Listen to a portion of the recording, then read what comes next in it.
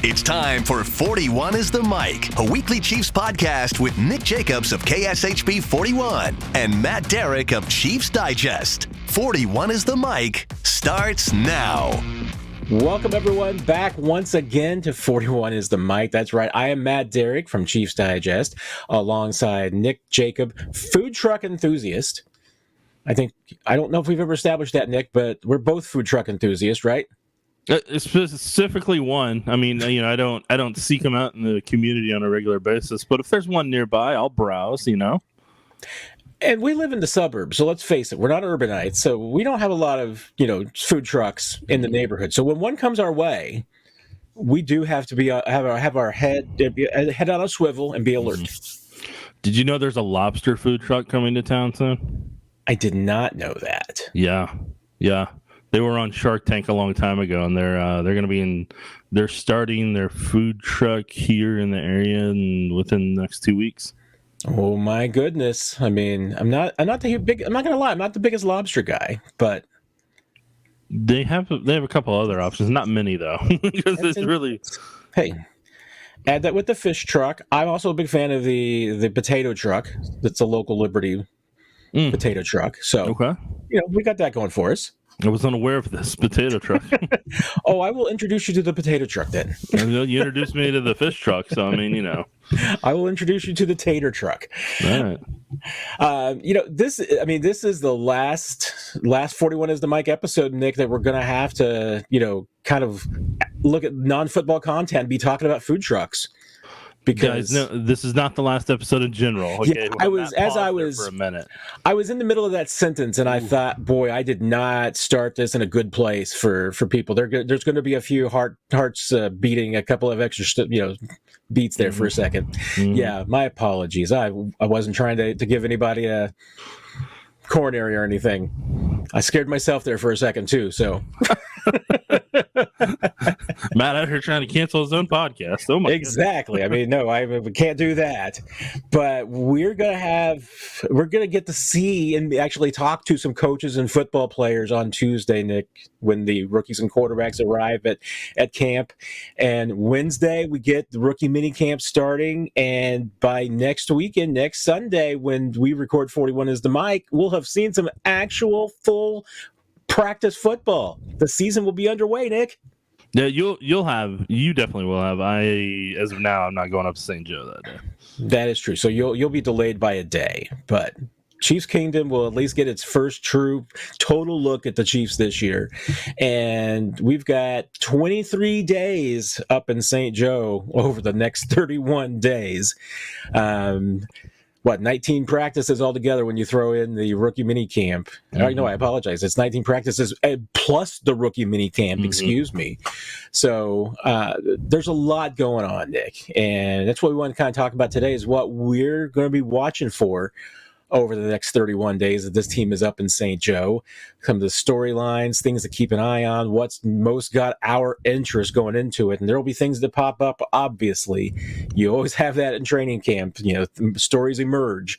But we want to kind of talk about, what we're looking for and what we think you're going to be hearing the most about over the next few weeks. So, Nick, I mean, and we're not going to, do anything. We don't have we're doing this a little bit different than, maybe some other listicles that you've seen on some podcasts and everything. We're just going to kind of go through things that have our attention the most and maybe are the most intriguing to us. Maybe they'll be a little bit different from things that you've heard. But why don't you kick us off, Nick? Where do you want to start? Yeah, I mean, first thing, I know it's not one particular person. It's just throughout the entire portion of camp is what injuries occur. That's gonna be what all of us are gonna be wondering day in, day out, or because last year Kadarius Toney catches a handful of the kicks, on their warm ups there, and then he hurts his knee, and then we don't see him again the rest of training camp, and then he shows back up week 1 of the Lions game. You're going to have the bumps and bruises. You're going to have guys out for a handful of days. L'Jarius Sneed, we didn't see a lot because of the knee issue last year at camp. So, the big question is going to be who gets injured while they're up there at camp. Is it minor? Is it something that lasts the entire camp? Or, and knock on wood, you're hoping everybody avoids anything that could be season ending type of injury, and you don't have to deal with any of that. Because once that happens, that just throws depending on the player, that throws a lot of problems into the mix, and a lot of people asking questions about how do you replace that person. And 9 times out of 10, if it's somebody of significance, you're like, you don't. So you just want to, you're curious to see, I mean, for me personally, injury wise, just like, can they avoid it? Other than being minor, like a hamstring or calf or something of that nature, can they avoid it? And then do they get it? Because if you get out of St. Joe with every single one of your players, especially key contributors, healthy, like that's a win in itself for the Chiefs there, and for any NFL team at any other training camp. That's honestly like the number one goal you want to get away from with that. Yeah, and on that topic, you're speaking broadly. I've got 3 players in particular that I'm going to be watching, and 2 of them aren't injury related, but I'm going to include them in this conversation because it comes to me about the challenge of age and time. Because obviously, I think the one injury that I'm most interested in is Joe Thuney, because we have not seen him during all of the offseason workouts. Wasn't even out there on the field. I mean, even some guys like Charles Omenihu were out there watching. Xavier Worthy out there watching. But we haven't seen Joe Thuney since the Super Bowl. So I'm really intrigued to see, where he is at. What's the timeline? Is he going to start training camp on the PUP list? I mean, how slowly are they going to bring him along coming back from that pectoral surgery? So there's, to me, a lot of questions there about Thuney.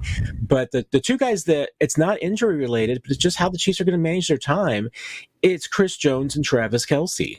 Jones has kind of remarked a little bit about how, hey, he enjoyed not being at camp last year and not needing camp and maybe, working with Andy Reid to get some time off during camp this year.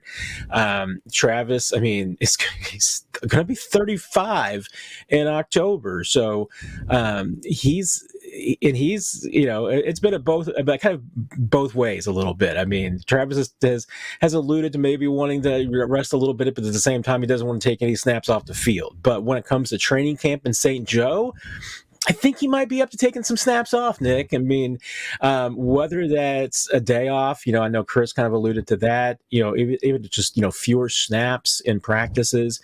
I think you're going to be watching the workloads of both those guys because both of them are getting older and, you have to manage that. I mean, you want them to get the work in that they need to make sure they're ready for the season. I mean, even Chris last year, when he was not in training camp, he was working in Florida. You could tell he was keeping himself in shape. So, he was working.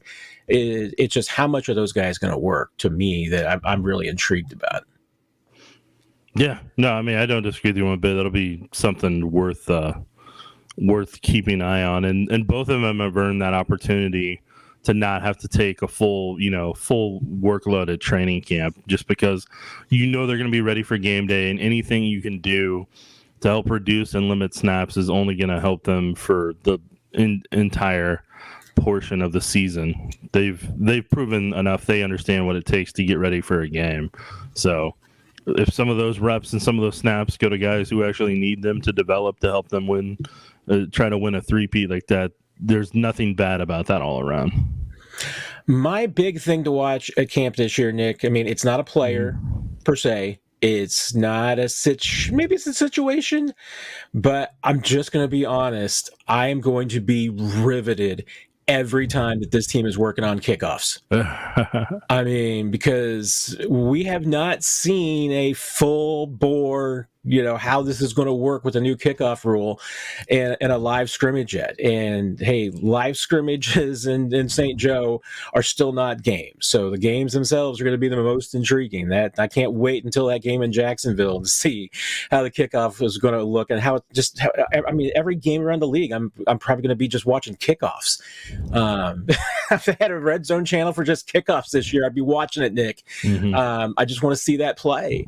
I want to see how the Chiefs are going to attack attack it on both sides, how they're going to manage it from a coverage standpoint, what their kickoff strategy is going to be. We've seen some glimpses of what that may look like, but we've just seen the scenarios that they want to practice the most. They're not going to practice booting it through the back of the end zone for a touchback. I mean, so we'll see how many times that they do that. But getting a feel for how they're going to manage who's going to be back receiving kicks, how they're going to block it up. I mean, this play, once upon a time, Nick, special teams period was when you went to the restroom because the lines were long, maybe went to go get a funnel cake or something. No. This year, there's no, I mean, you go get your, flavored ice during another period. You're not going to do it when they're doing kickoff drills. I mean, some people still might, but they're going to be missing out, So, exactly. I mean, at least for the first handful of weeks, because I think by week 8, everybody will have a pretty good feel for it. And, the advantage and it may be, I think, will kind of slow down at that point, like we've talked about in previous podcasts, to where any year when it's been Andy Reid in general, not from a special teams perspective, but just kind of watching the league and ebbs and flows and everything. And watching a team like the Miami Dolphins, the Miami Dolphins had an advantage there for about 6 or 7 weeks, but by the time they got to the Chiefs in Germany, that advantage was out. That was out the window. So I think with anything in the league, you have the first 8 to 9 weeks before there's enough tape to kind of know how to combat something and how to be able to kind of negate or stop something. And that's whenever the good teams evolve at that point and they push through. Or they struggle until Christmas and then push through. But that's because they've had a lot of winning success. So that's kind of where I think that runs on that part. What's the next highlight for you, Nick? What's the one thing that you're going to have your eyes on? Yeah, I mean, the next one for me, I know it'll be on your list too, is who comes out as the left tackle. Like that is probably the cross that off the list. And you can give your thoughts on it after this. Who really grabs a hold of that, or are they on the roster right now? Because that's once the pads come on, we can finally start evaluating Kingsley Suamataia. And we can also start evaluating Wanye Morris from year 1 to year 2, where he's at. And we'll see what the two of those guys do combine. Is there a mystery tackle that joins the party down the road here? I think they're going to give them every opportunity in pads to be able to succeed in July and go through all that. And then I think they'll see where those guys are at. And because, what happens at left tackle, whether it's Kingsley or Wanye, one of those guys has to succeed and not be the reason this offense derails if they want to push the ball down the field. So they need those guys, and they need either one of those guys to be reliable and to be able to give Mahomes the 4 to 7 seconds he may potentially need. And for me to say that may sound outlandish, but sometimes that may occur. So, I mean, is there somebody that understands how to widen the pocket enough and continue to work the defender up the field and be able to keep a distance between them and Mahomes so Mahomes can move around in the pocket comfortably the way he wants and doesn't have to worry about having to give himself 2 to 3 seconds and then have to shuffle up into the pocket and then to the left of the person the pass rusher vacated until the league starts adjusting with that and either putting a spy or bringing a blitzer off that to make Mahomes uncomfortable. So a lot of what happens with this offense rides on what ends up developing from left tackle. This offense will be determined a ton by, 1, everybody being able to stay healthy, but then 2, who's the starting left tackle and how well do they develop between now and September. And for those of you who are circling your calendars for when the pads come on, because Lord knows that Nick and I have stressed that more than anything else during the off season, is more than anybody else. Yeah, you gotta wait until the pads come on to figure out what you got. I mean, hey, it's the old expression about tea, Nick. You don't know what kind of tea you got until you put it in hot water. Football players are the same way. You don't know what you got until you get them out there and playing with pads. And so training camp opens on the 21st. The 23rd and 24th, they're allowed to have spiders and shells on. So you'll see the players on those 2 days.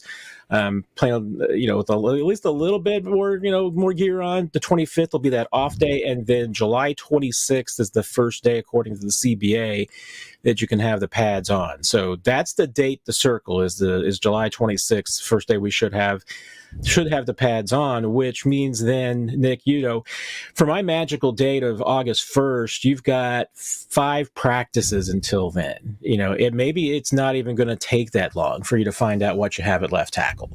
If you're the Chiefs, because you're going to have your one left tackle, Kingsley Sugammadia, you're going to have him in the rookie mini camp, and so you're immediately going to be able to find out, what he's picked up and what he's retained, whether he did his work and was in his playbook during this last month off. You're going to find out mentally more about him during that rookie mini camp than anything else. And then you're going to start to learn a little bit more during those first 5 practices of training camp with the pads on. But that's the period to me. And so August 1st is kind of the line of demarcation. If the Chiefs don't go out and sign a left tackle by August 1st, I think they're telling us that they're happy with what they've got. That's, if they sign somebody earlier than that, I think we also have some indication about how they're thinking. Mm-hmm. But to me, if you get to August 1st, I think you're the Chiefs. You're saying, you know what, one of these guys is going to nail down this job. And I'm certainly expecting Kingsley to get the first chance to win it. So to a degree, if Wanya Morris is going to be your left tackle, he's going to have to take it. He's going to have to outplay Kingsley. I'm not saying it's, 70-30 in favor of Kingsley right now. It could very well be 51-49. It could be very, very close. Maybe Lucas Niang is in the conversation more than we're thinking. I don't believe that's the case, but Chiefs might mention his name here and there. They're probably, if we ask Andy Reid about the position, he might rattle off every tackle they've got in camp as being an option at left tackle. But obviously, I think Kingsley and Wanya are going to be the ones. We're going to find out pretty quickly, which one of those guys, if either of those guys, is going to win the job. And, anything that happens to me before the 26th is probably not going to be that relevant. It's going to be when the pads come on that you really find out what you got in either one of those guys. Yep. So I marked that day down on my calendar already. July 26th, star, put a circle, highlighted, everything. Put that down. We obviously have some overlap here, and maybe we're going to have an overlap on this one too. I don't know. Maybe. I don't know. I have to go with the crowd and the consensus, Nick, because the one...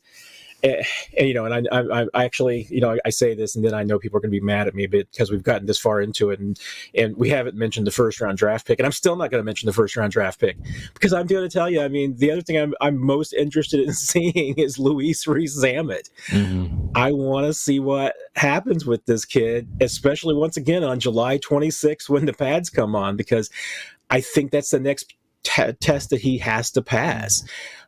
He looked really good in OTAs. We've heard Mahomes talk about him. The speed is ridiculous, but there's experiences that he has not had in the NFL yet, Nick. And his contact in rugby's an ugly game. You beat out of each other. But Rees-Zammit was also the fastest guy in pretty much any rugby field he's ever been on. So I don't know if he's had the contact that maybe some other players have had in rugby. So I don't know. His mileage may vary, Nick. But I'm just intrigued to see because, we've talked about his running style. It's pretty upright. He still holds the ball a little high for me.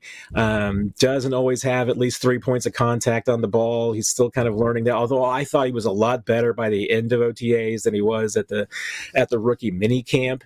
So there's improvement. But I still go back to when I asked Andy Reid about his running style and if it was going to work. And his great response when he's just like, I think after the first time he gets hit, he's going to adjust his eye level and his pad level. So That's what I'm waiting for. I'm waiting to see what happens the first time that Nick Bolton, wraps him up in a practice. I'm waiting for the first time. No, you're not, and you're not tackling to the ground. It's not full contact, but there might be a little looking the other way on LRZ just to give him a taste, just so that it's not like his first preseason game that he gets laid out for the first time and then is like, oh, that's what it's about. I might go old school, Nick, and just look the other way the first time he gets tackled, and if somebody wants to pile drive him to the ground, I'm okay with that. I mean, just welcome him to the NFL. But I want to see what happens, because that's to me, it's the last test that this kid needs to pass before he potentially becomes a chess piece in this offense and maybe a big piece for Dave Toub on special teams. Yeah, I have it a little bit differently in terms of where I've got him situated in, but I will say, just in terms of him specifically, yeah, I mean, for him, it's going to be interesting what it's like for him to deal with what we call the hitting conditioning. And I mean, like, you can run as fast as you want, you can run as many gassers as you want, you can do everything combined. But once you have the helmet and shoulder pads on and the thigh and knee pads on, it's just a little bit different, because you have a little bit more weight on you than you would before, and you have having the helmet on. It may not seem like a big deal, but depending what the temperatures get to at that point, now how humid it is that day, having that heat from your head kind of trapped in there, that can cause some hiccups too from time to time if you're not used to it. And so, I mean, that's going to be a little bit of an acclimation. The soreness he's going to deal with even if he does take just some what they would call thud, where they just hit you, they wrap you up, but they don't drive you into the ground. Just some of that thud stuff, that's going to take a little bit. He's got some bruises here and there, and it's just because that's the reality, whether you have pads on or not.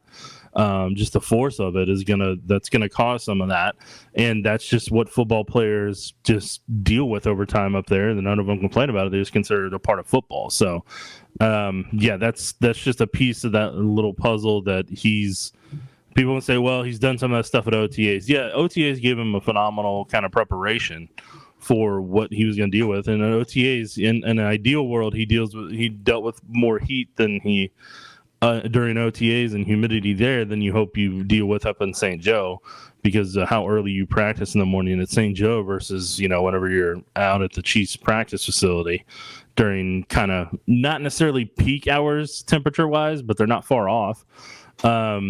So all that combined, yeah, I think that's going to be a piece of that puzzle. I'll move on to the next one to keep us moving, keep that line moving for us. Next one on here that I have, how quickly do the new wide receivers click with Mahomes?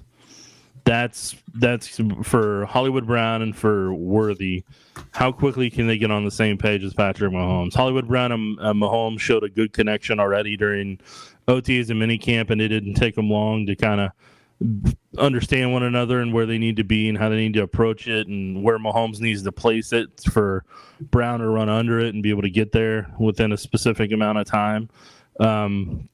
Worthy is going to be the one it may take a little bit longer, and you're just hoping that they're able to gauge it pretty quick with each other, and that they run that, especially Worthy and Brown, that they run the routes at the speed that they're going to, and it's consistent from practice to game. Because that was something that I felt like with MVS just never really clicked. And I think that's why him and Mahomes were always off as much as they were. While Juju Smith-Schuster, by the end of training camp, whenever he got here that same year, like he was spot on with Mahomes immediately, and they were at the same level, same pace, and they came out of camp on the good same page. So you're hoping Worthy and Brown are able to get to that point.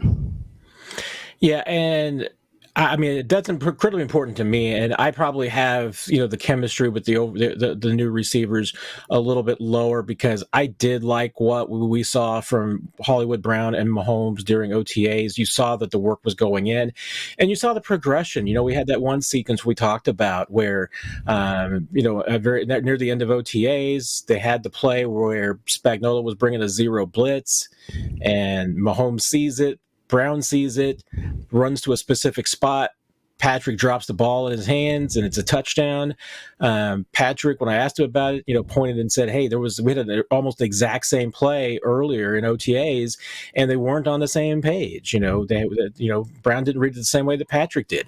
So you're starting to already see that. The one guy for me is Worthy. That's where, to me, Xavier Worthy comes in and enters the conversation because, he's had like maybe 1.5 practices with Mahomes before that hamstring popped up. So from the media standpoint, to the practices that were open, we have not seen him and Mahomes on the field at the same time. Right. So, fans are going to get that experience the same time that all of us will too. I mean, it's a very rare, subset of people who have seen Mahomes and Worthy on the field together. More so, I'm really intrigued to see what happens when Worthy, Brown, and Rashee Rice are all on the field at the same time.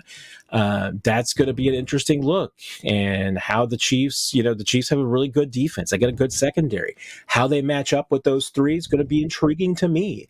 It's going to be a good test for the Chiefs secondary too, since they've got some young guys who are going to have to step up with Snead gone. So, I mean, this should be, as they like to say, Nick, an iron sharpens iron situation. No. But I'm really intrigued to see with Worthy because, really the experience that we got with Xavier was that 3 days of rookie minicamp. He had a really rough day on day 1. Day 2 and day 3 were night and day difference. But I just want to see, him, especially with Brown and Worthy, because we've discussed the fact those two guys are on a different plane. They're in a different category of receiver than anybody else on this team. You can tell it just the moment that they step on the field and they're moving around. These are different kind of weapons than Mahomes had last year. And even Rice, I think, is a different player than he was last year. He's improved, what it looks like to me. So is Worthy closer to that class right now, or is he closer to the rest of the receivers? I mean, obviously, I think there's still a bunch of upside with him. So if it's his first year is a learning year for him, that's not a big deal for me. But I just kind of want to see him specifically, how the speed fits in, how it translates, how he moves, and especially, if is just what his confidence level is, and if it's at the same level as Hollywood and Rashee at this point. Mm-hmm. Yeah. So what's next on your list, Matt? Well, now that we're crossing off Xavier and the receivers there, I alluded to it. I mean, with the iron sharpens iron, I'm interested in this cornerback group, Nick, because we know one thing. We know Trent McDuffie is the number 1 corner. We know he is an all-pro. That's a great piece to build around. But we don't know really anything else after that. Joshua Williams was more or less the default number 2 corner throughout OTAs because he was the healthy guy. Jalen Watson's coming back from the shoulder injury, plus looks like he had a little other tweak as well that kept him out during most of OTAs. Najee Johnson, started out watching with coming back from the ACL, and he was a full go by the end of the mini camp. So we're going to get a good look at him too. Who is going to be that number 2 corner? Who's going to be number 3? I mean, is there going to be somebody that they use in the slot alongside with Shamari Connor that's going to rotate with him? Will this even be a team that has a number 2 corner? Or are they going to do what they kind of did last year for their number 3 corner, which is just match up? Who's the best matchup that week? Is Jalen Watson going to get most of the snaps one week because he's a better fit against the offense that they're facing? Will Joshua Williams, because he's a big, long guy, will he be more appropriate because maybe you want him on a big, long receiver? That's the one thing I think on this defense that Steve Spagnuolo has got to figure out, because I think that all 10 other spots in his starting lineup are figured out. That's the one that's not. And the rotation, and then you're talking about, squeezing in Nick Jones and figuring out what's going to happen with Echo Boydo. I mean, this is a kid with a lot of talent too that some other teams are interested in. They were last year. Kamal Hadden, your draft pick, how does he fit in? I mean, there's legitimately 8 to 9 players that, and when you throw in OTAs and you talk about how good Keith Taylor looked and Kelvin Joseph, now, that room just looks even deeper. Well, not all these guys are going to make the 53. Right. So once again, what's going to happen when the pads come on? What's going to happen when they go up against this receiving core? Who's going to win out? What's the rotation going to be? What's your confidence? How does this defense look without L'Jarius Sneed? I mean, I've been pretty bullish, Nick, on the fact that I don't think that this team is going to fall off a lot with just losing L'Jarius. I mean, I think that Trent McDuffie is obviously a great piece to have to build around, and I think they got a lot of talent down the line in that group. But once again, I mean, these guys have got to prove themselves, and they've got some new faces that they really don't know much about. That maybe they're going to fit in, maybe they're the right person at the right time in this defense, but we're not going to know on day one. I mean, it's gonna take a full month for that process to play out. Yeah, I mean, it's a couple spots down my list, but my thing is like, who's the number two? Who's going to separate themselves? So I mean, like you've already touched on it perfectly. There is like, I think it's a 3-person race, maybe 4, between like you said, Joshua Williams and Jalen Watson, and then does Najee Johnson kind of find his way into that spot, and then potentially does Nick Jones find his way in the spot? Because I think those are kind of the 4 that are really trying to push for that number 2 spot. And then among those guys who doesn't necessarily fit as an outside corner, who now moves into that 3 spot and kind of works their way inside, and then who kind of pairs with Chamari Connor depending on the package, and maybe even Jaden Hicks, among other guys. So yeah, I think that's going to be something that everybody's going to be watching, obviously, to see who can step up and replace Snead and how big of a drop off is there from that. That's more so what other people are going to be looking at, but I don't personally care if there is a drop off from Snead. And I know that sounds bad of me to say, but the reality of it is like Dave Merritt's their coach, and like Dave Merritt, if people don't know, I mean, like if you listen to Michael Lombardi's podcast, the GM Shuffle, one of the things that he said this past week when he was going over his blue chips for cornerbacks, guess what, Matt? Of the 15, 20 plus guys he named on the podcast, 3 of them were coached by Dave Merritt. Like, that isn't an accident that he considers them 3 of the best corners in the league, because he had L'Jarius Sneed on there, Trent McDuffie, and Charvarius Ward. Each one of those guys was developed by Dave Merritt and had Dave Merritt influence on them. That isn't by accident, and that's why the Chiefs, in my opinion, were willing to let L'Jarius Sneed move on, because I think they believe deep down, and that more than likely, and especially if I'm in their shoes, I'm thinking, I'm like, hey, that was the best career year he's had. I don't know if he can match up to that again. And financially, that's not, you would be paying for what he did that year versus what you think he's going to do. One, with the way the knee issue may or may not continue to pop up when he's in Tennessee, but then also on top of it, like, that was a lights out performance he had last year during a contract year. Can he continue to duplicate that? That's the question that is going to be worth watching from afar down there in Tennessee. And that's something I'm going to be keeping tabs on throughout the season, is he able to match that? But I think for the Chiefs, I don't think the Chiefs are that concerned that, hey, they've lost this and this. How do you replace this? It's like, no, who's the next person they develop at a cheap cost to be able to kind of fill that role for the next 2 to 3 years before they have to essentially probably do it all over again? Or is there somebody else in the pipeline that they've been developing behind it that can fill that for another 2 years behind that and behind that and behind that? Because that's the key. As long as you have, in my opinion, as long as you have Dave Merritt, it's one of the few problems you don't have to worry about constantly throwing heavy money at. And so I think that's probably kind of their philosophy too right now, to where you're really investing more in Dave Merritt as the coach than you are the player from a financial perspective.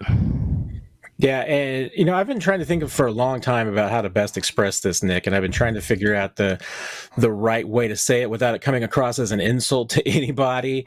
But Steve Spagnuolo is one of the rare defensive coordinators in that his defense is a system. Yep. And we've seen it before. I mean, there's a lot of defenses that are just built around stars. And, if you got 3 or 4 Pro Bowlers, it's easy to have a good defense because you put those 3 or 4 Pro Bowlers in position to make plays. And the Chiefs defense and Steve Spagnuolo is not built that way. It is built for 11 players to play a system and to do their job. and be responsible and accountable to each other. It's not about a lot of freelancing. I mean, it's almost Spags' defensive system is almost the exact opposite of Andy Reid's offensive system in a way. I mean, whereas, Patrick Mahomes and Travis Kelce have a lot of freedom to freelance. You do a lot of freelancing in the Chiefs defense and you're going to cause problems. I mean, the Chiefs may only have one guy that freelances a lot, and that's Chris Jones. And I think you're willing to let him do that because he is such a game wrecker. But if you freelance in the secondary, you're going to let up holes all over the place. And Spagnuolo and Dave Merritt are so good at coaching players to buy into the system. And that's I think a huge part of the key. I mean, you get players who do what you want to do, ask them to do, and this defense, as you've seen, works as hand in glove. I mean, it's not about stars, it's not about making individual plays, it's about everybody working together. And they've managed to build a group that does that. And you're right. I mean, Dave Merritt, hands down to me, best secondaries coach in the league. And the thing you also have going for you for the Chiefs is that Spagnuolo is a pretty good defensive backs coach too. Mm-hmm. So having both those guys together really works with those guys. I don't disagree with you, Matt. So I will move on to the next point. Who are the running backs behind Pacheco? We know Clyde Edwards-Helaire is on the roster. We know he's probably going to make the roster, and he'll probably be the number 2 running back. So the question becomes, who's the number 3, number 4, and who's even number 5? And the number 5, more than likely, you're going to have on practice squad. Number 4 will potentially be on practice squad, depending on how many guys you want to keep numbers-wise. But who becomes that third guy? Is it Bailey? Is it Rees? Is it Rees-Zammit? Is it somebody we're not even thinking of yet that we're kind of assuming, like we don't know right now. And when the pads come on, that starts to answer that question, because you're going to see them go against contact. You're going to see for this year, for example, for Prince, you're going to see when Prince takes a hit, does he lower his shoulder enough, and does he rise up into the defender, and does he have good contact balance to where he can continue to keep running forward, or does he just fall right there at that moment off of it? Because that was his problem last year, is there wasn't really a lot of extra yardage he could get after he took on first contact. So that's from a running back perspective, that's not an ideal situation. So you don't want to see that part of that. You want to see improvement from that, because if you see improvement from it, then there's a good chance he has a shot on the roster, because he was able to catch and he at least understood pass protection. He was still working his way through it. But those are going to be the keys for each one of those guys with the pads, is how do they do in pass protection? Do they keep themselves 100% from pass protection? And the reason I say that is because I remember camp years ago up there where Charkandrick West, took a helmet-to-helmet contact. He had a concussion. He was gone for pretty much all of camp after that, just from a simple play and pass protection drill. And that's not a knock on anybody. It was just helmet-to-helmet contact, and then Charkandrick had a concussion. He was gone for a little bit. And so that's one of those freak things that can occur. And so then that point, then you start moving everybody up the list at that point to try to evaluate who may be that third guy or fourth guy. So I think that's kind of the next thing in line there, because here's the other piece of that puzzle. Whoever can pass protect, they may need that. There's a strong possibility that they're going to need that help from from whoever's going to be potentially the third down running back. And if that's not Clyde, if hypothetically, if there's an injury above them and one of those guys that we're talking about at the 3, 4, or 5 potentially have to move into one of those 1 or 2 roles, who can potentially do that, or who's the closest to that can also still provide that pass protection? Because if they can't provide that pass protection on the linebacker coming through one of those A gaps, or some guy, corner, somebody coming off the edge, then you got to keep a tight end in. And then you got to adjust that part of that puzzle to have them kind of help slow down in a real life game. So this is what the coaches are trying to find out now, is who can pass pro, who can catch out of the backfield, and whenever they do take contact during part of the thud, who can stay upright and continue to either drive through or continue to run the football. So those are the running backs is going to be a really big part of what I'll be watching up there, especially 9-on-7. other than how the left tackle is doing, being able to block. Because I already know what the other four can do from a blocking perspective run-wise. I don't know what the left tackle can do and what the backups can do in that regard. So that'll be another piece of that puzzle that I'll be watching at that point. Yeah, that's to me is one of the final pieces to me that I'm really going to be interested to see what happens in this camp. And you started talking about years ago at training camp, and I thought you were going to go to a different direction because my mind went to Jerick McKinnon's first training camp. And remembering, hey, the question about him was, hey, does he still have his speed after all these surgeries and a little bit older now?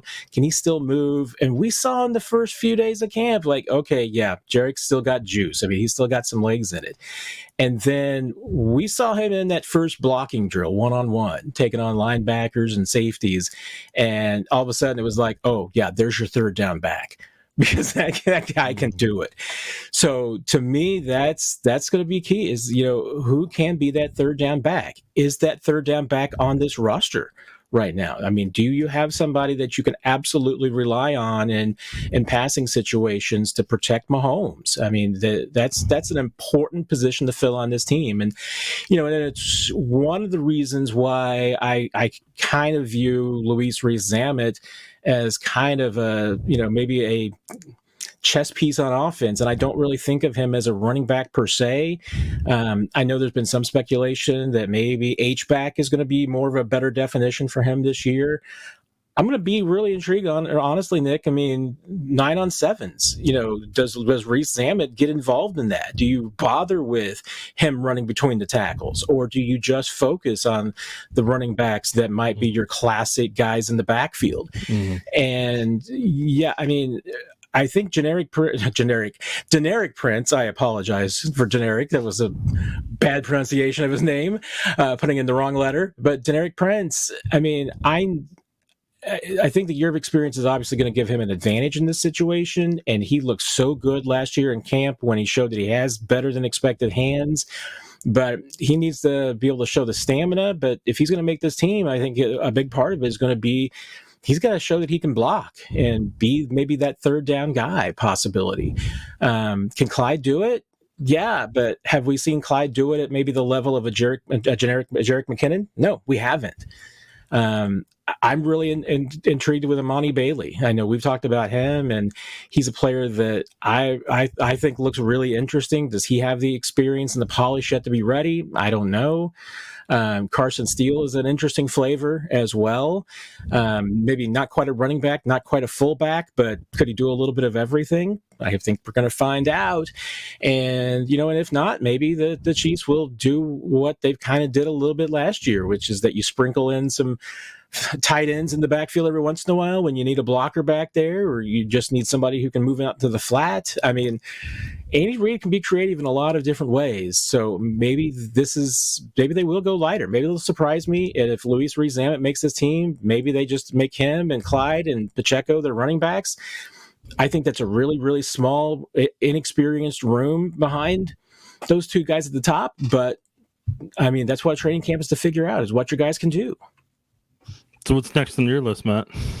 Mine's probably an inside football one, but I've mentioned this because I find it pretty intriguing. But, one thing that Steve Spagnuolo lost in the offseason was his kind of right-hand man in Ken Flagel.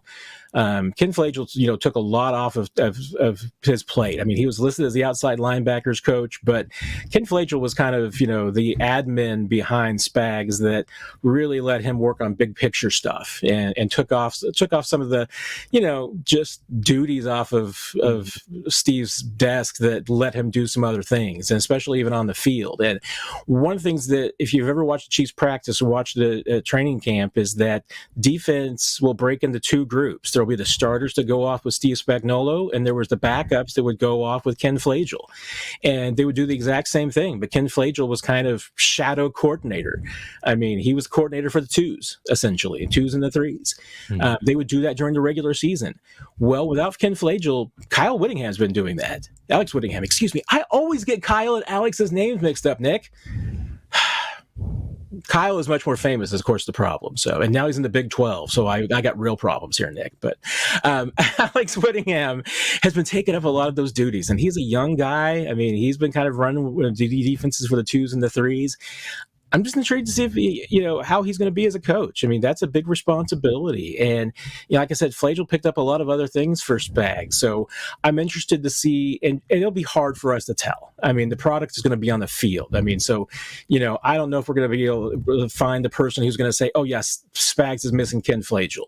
Or Spags is going to say, yeah, I really wish Ken was back this year because, we really could use his experience. But, they're going to move forward. And I'm really interested to see, how Alex can handle that as far as, working with the backups and getting them ready to play. I mean, it's not a significant role in that sense, but it is an organizational role. I mean, and the Chiefs like their practices to be efficient and organized. It's a lot to put on a young kid's shoulders, but they believe in him. And I think that makes him a guy to watch as far as a future coach, because I don't think there's any doubt. I mean, he's on a track, coordinator track at least, if not a head coaching track. Yeah. So next one for me goes back to the players on the field, and that will be interesting. I will keep tabs on that now because you pointed it out. Felix Rees-Zammit, where is he at in year 2? And the biggest thing for me is how well does he get off blocks in the run game? 9-7 will show that. 11-11 will give pieces of that. I won't really gauge him 100% based on 11-11 because they may be given looks that day. So maybe that it's not as aggressive and relentless as it would be if they're going against a preseason opponent. But that's kind of in the grand scheme of things. What I want to see with Felix is whether he's doing the one-on-one against O-line, especially the 9-on-7, how well does he disengage from the block, and how does he get over there? And he's going to be going against Kingsley and Wanye for the most part at that defensive end spot there. So I mean, he should be beating them, and he should be doing well, especially with the first round pick title attached to him. So that's really one of the ones I'm interested in, is where is Felix at in year 2, and how well does he disengage from blocks in the run, and how much does he help in the run game, because that's going to determine how many snaps he's going to get. Yeah, I'm sure this exact same ditto is what I'm going to say. And I mean, and I'll couple it a little bit with George Karlaftis too, because you need to see George Karlaftis step up and be the player that he can be. This is the time. I mean, I think we saw the beginnings of it last year. Obviously, both those guys, George and Felix, have been working with Tamba Hali, and I think that's been good for both of them. We're going to get to see if that really does pay off. I mean, I think it will, but there's no doubt. I mean, if there's 2 people on this Chiefs defense that I think you've got to say, hey, they need good seasons and big seasons out of both of these guys, I think those are 2 of them. I think you need George Karlaftis to be a double-digit sack guy. You need Felix to show that he's ready for the next level. I'm not asking it to be the breakout season. I'm not asking him to be the double-digit sack guy. This season, the Chiefs, if he can be the 3rd defensive end and rotate so that maybe he and Dana are playing 50-60% of the snaps, I mean, that's an okay, job sharing for me. And if he can be a guy that you can go out there and put inside and kick inside on 3rd downs, and when the Chiefs love to put some defensive ends and pass rushers out there on the field and kick Chris Jones outside, that would be a big deal too. So, in particular, I think a lot is going to depend on the growth of Felix and Karlaftis this year. Matt, how many more you get left on your list? We've exhausted my list, Nick. So okay, I'll start off with our final 2, and you can give your reaction to it. There you go. We'll be done. Next one for me is going to be, who's the reliable one outside of Pinnell? Who's the one tech that can pair with Chris Jones and pair with that defensive line that can spell for whoever may work with Pinnell? And so, is that Derrick Noddy? Is Noddy back 100% from injury? And is he able to make a little bit more of an impact than he did the past handful of years? Or is he just kind of the same player he's been during his career? Or is somebody like Lovett going to potentially be able to kind of push for some opportunities to be able to kind of help be that one tech? Or is there a guy that I'm not even thinking of on the roster right now that could really kind of push for that one tech opportunity, like Farrell? Is Farrell the guy that can kind of show why the Chiefs traded a draft pick for him to a division rival? So that is for me one of those. Matt, you get any thoughts on it before we move on to the final one? Yeah, Neil Farrell's an X factor for me too. I mean, the Chiefs made that trade for a reason. They gave up resources for a reason. It was really tough coming in last year and trying to ask him to do anything, but this year he needs to do something. And yeah, I mean, it's been a while since Chiefs. Like you said, that the Chiefs had a true one tech to line up at the next to Chris. That's a potential game changer. Still not sure that they've got it, but we're going to find out, right, Nick? Yeah, and I mean, if they have a one tech that can be a good pass rusher to pair with Chris Jones, guess what that does? That may take some double teams off of Chris Jones so he can kind of be the nightmare that teams see, or they take advantage of the fact Jones is taken on double teams, because the two defensive ends have to take advantage of those. The one tech has to figure out a way to take advantage of it, because there is only 5 blockers on a regular basis, maybe 6 if they keep somebody in, but some people have to, some guys along the defensive line got to win their one-on-ones. I know that's something Joe Cullen's really going to push them on. So, I mean, win the one-on-ones if you're not having to take on the doubles that Chris does.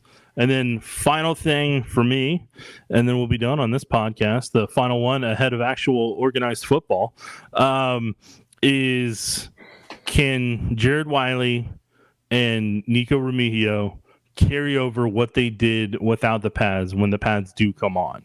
How is Wiley just as good and just as savvy finding the voids and running his routes the way he does and continuing to keep that technique that he showed when he wasn't having to take hits? And how well does he do in the red zone? How does he work in the red zone during some of those team portions? I think fans are going to be really encouraged with what they see from him if he's able to translate that over. And for Nico Remigio, does he continue to show what he did during OTAs and minicamp, or as Matt has emphasized before, I hate to use this guy's name, but it's kind of factual, is he more of a Frankie Hammond? Because Frankie Hammond would have good OTAs, good minicamp, show some stuff, and Frankie Hammond had that one 70-yard running catch in practice or during training camp a couple of years ago, and I know fans were hyped up because it was a 70-yard touchdown where he had to work his way through and almost looked like not necessarily Dante Hall out there, but more like a blend of Dante Hall and Tyreek Hill, and turned in a 70-yard touchdown. And then, you didn't really see Hammond again make a play like that ever again. It was just one of those one-time wonder plays. And you would occasionally see him on special teams on the roster, but he was never an impact receiver for the team. So do those guys translate that over? So, Matt, you got any final ones to tack on there? Well, and I want to tip my hat to Frankie Hammond Jr. because Frankie was a good kid, worked hard, and it was a great example of just, the grind that it takes to get to the NFL. Because was he the most talented guy in the world? Was he the fastest, the biggest, strongest guy? No, but he worked his butt off to get get to the point where he was in the league. Albert Wilson was the same way.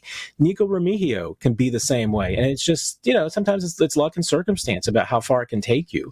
But I mean, to his credit, though, Frankie did inspire my Frankie Hammond rule, which is that you cannot let receivers impress you in shorts with no pads, because everything's different when the pads come on, Nick. That's right.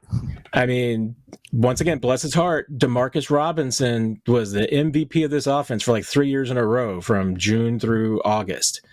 And pads come on and things just wasn't quite the same. Mm-hmm. But, some guys are like that. That's okay. And, and some guys would be absolutely amazing flag football players, and maybe they're just not great NFL players. Just a lot of great NFL players would be terrible at flag football. I mean, it goes back and forth. But, yeah, that's my rule. Don't let receivers impress you, because I was ready to put Frankie Hammond in the Hall of Fame in training camp in like 2014. So... Mm-hmm. Yep. So you got any tips for anybody going up to training camp, Matt, as we wrap this one up? And there's going to be a piece up in Chiefs Digest for you that if you do want some tips about how to kind of get the most out of your trip to training camp, go check that out. But, to me, it's simple things, Nick. I mean, it's, hey, look. I'm gonna read the article now. I want to know how you can get the most out of my training camp. If you want to make sure you're close to the action, look for where the cameras are on the field that day, because the cameras behind the goalpost will tell you where the bulk of the work is going to be and where the team periods are going to be be. Just the way you said it sounded like the moose at Wally World. The cameras up front should have told you. There you go. Sorry. Hey, get there early because you want to get there and get your seat in because especially look at who are signing autographs that day, and it will tell you all about the traffic. Because if you're going to go on a day that the quarterbacks or a whole full team is signing autographs so that the quarterbacks are signing, probably add an hour to your trip to St. Joe and getting parking and everything because it is going to be 5,000 people max that day.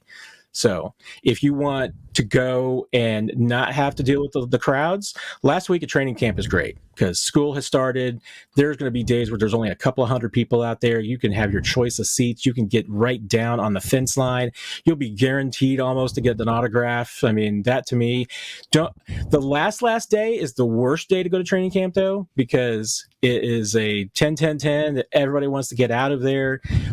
It's the Veteran Appreciation Day, and God bless us, it always rains on the last day of training camp and usually hard. So I do say that last week is great, not the last day, because they will be literally tearing down training camp around you. Yeah, and for people that don't know, it really drops off after that first preseason game in terms of attendance. So like people that are looking for autographs for the most part, that's the thing I tell a lot of people when they do ask me, or I'm out and about or, at an appointment or something like that, when they're wanting to go up to Chiefs training camp, like the thing I tell them, I'm like, after the first preseason game is normally when it turns into a ghost town up at Chiefs training camp in terms of crowds. I mean, the first team practice, I'm already mentally preparing for it to be maxed out that day in terms of, who may be there. I do know that people that do want to come up there, I know they have to go get those tickets online and everything, and those seem to sell out very quickly, especially on Saturdays and Sundays. Those get snatched up pretty quickly. So plan that accordingly if you're needing to, and depending on when your kids head back to school, obviously will determine when you can get up there if you want to take the kids up there for it. Yeah, I'd say among anything else, obviously most fans know that when the players are, you can tell me this on Matt. I feel like most players, if they're going to sign, it's after practice. I'm not saying that that some won't sign before, or say hi, or take a photo or something for a fan here and there. Very rare, but like most guys want to get down there before the horn. It's for them to begin stretching. So. I'd say like if you're going to, it's normally going to be like an after practice type of thing in terms of potentially getting any signatures. And there's two hot spots that people like to go to get those signed, whether it's the corner headed up to the hill or people at the top of the hill. But we'll see. But yeah, among anything else, there's only one other thing I'll say in respects to the media tent that we're inside of. Don't stand in front of it. Like there's guardrails that are up there, and there always seems to be a habit where people kind of want to they want to get a full lay of the land and want to be able to look over, but they'll literally stand right in front of the tents up top there. So the friends and family tent or the media tent or the VIP tent that are all up there for whoever variously may be there that day, whether it's Chiefs ambassadors or one of those days, or if it's another day with just certain partners that they have that are at the VIP tent and everything. Yeah, you just don't stand in front of those. Like if you're gonna sit up there, that's completely fine, but make sure you sit below to where you're not above the guardrail, because that seems to happen every single year. And even when there's a lot of space down on the hill for people to kind of sit. And that's my last, a piece of advice there is that most of the seating in that around the practice fields are grass or you're standing. I mean, the bleachers are limited as far as the numbers go. So when you're talking about like where's the majority of places to watch practice, you're either going to be standing around the fence and around the far side, or you're going to be on the grass. So and so actually, frankly, some of the best viewing areas are those grass areas right in front of the tents and everything. So especially, hey, if you got some kids and they want to shag some kicks, get behind the goalpost because you'll get some balls over the nets and everything. So that's a good place to be. But bring some towels, whatever you got, you can put in your clear plastic bag because it's a little dewy in the morning up there, Nick. So bring some towels so you can lay down, a little picnic type blanket, something like that. So you do that, and then you will be much happier. Yeah, and I will say in advance, if I apologize in advance, because there are people that have said hi to you and I in the past up there at training camp and everything.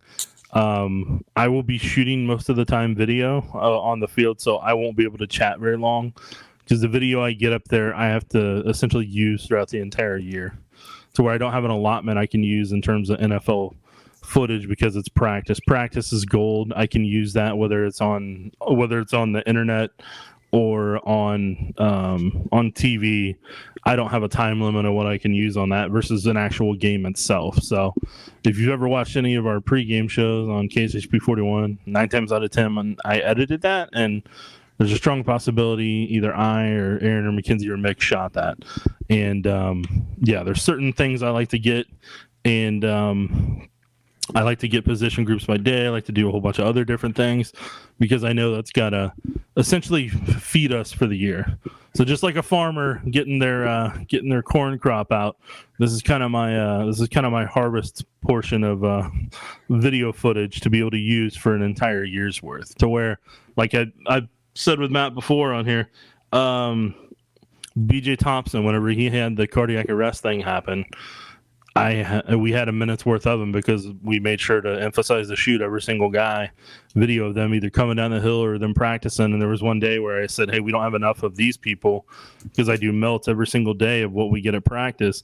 I'm like, hey, we don't have enough of these people. I'll shoot this on this day. Can you shoot this on that day? And then that led to us having a minute's worth of video of pretty much almost every single player. So if I have a minute's worth of video of every single player not named Patrick Mahomes, I consider training camp a success.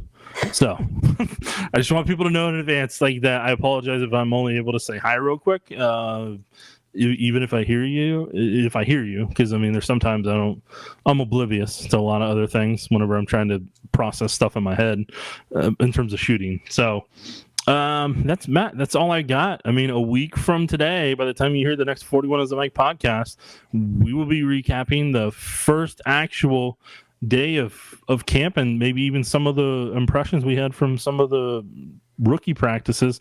And know in advance, those are not open to the public, so do not try to come up there any day before July 21st, right? Next Sunday. Yep, next Sunday.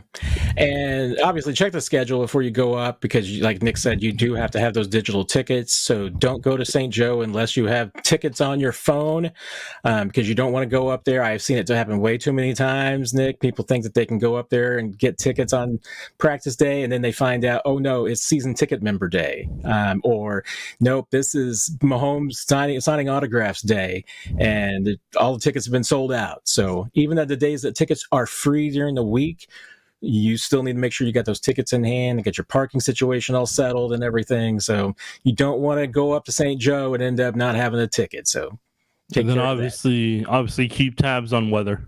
Yeah, because if it's raining and lightning that day, depending on how that's going, they may have to move indoors. And I know that's a bummer for people that have come up there year after year and it rained that day and they drove up there and, they don't get to watch much all of practice. So I don't want that for anybody. Yeah, they will try to practice in the rain, but if there's lightning in the area, they do go indoors. So. All right, Nick. Well, we got a fun and exciting week for us. There's going to be a lot of things going on at Chiefs Digest. We'll keep you up to date on, at least I will.